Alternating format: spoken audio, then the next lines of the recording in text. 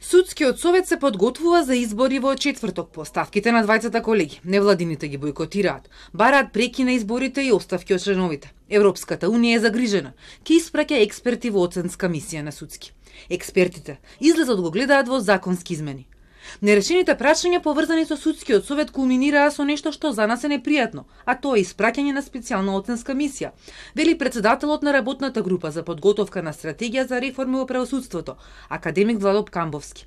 Потребно е без одлагање да се отвори законот за судски совет, бидејќи тоа е едно ретко тело кое никому не одговара. Оние кои ги бираат членовите на судски треба да имаат инструменти и да ги разрешат, смета Камбовски.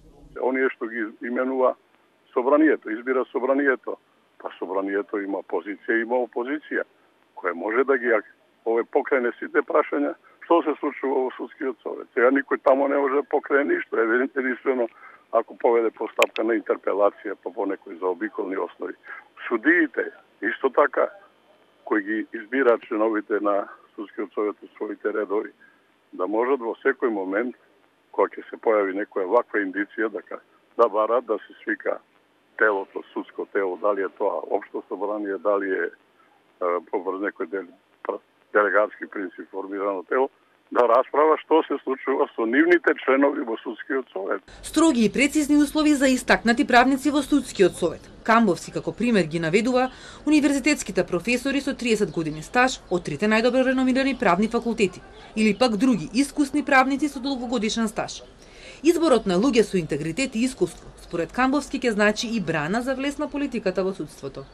Ако доведете во судскиот совет луѓе со повисок интегритет од овие категории што ги споменав, кои внимаваат на својата кариера и углед, и не би сакале својата кариера и углед на крајот од својот живот да ја расипат едноставно, да ја девастираат, тогаш сигурно ќе имате еден силен индивидуален момент на чување на интегритетот. Еден адвокат кој има 30 години успешна професија и има углед на адвокат, сигурно дека нема за време на мандатот во судскиот совет да го сруши целиот тој углед што го создавал целиот живот. Што не значи за некој приправник кој сте го довеле утре од некое место во администрацијата, кој може да размислува на различни начини во однос на тоа. Во четврток судиите ќе бираат 20 членови на судскиот совет. Од Блупринт групата ги повика да ги бојкотираат овие избори. На двете листи има тројца кандидати.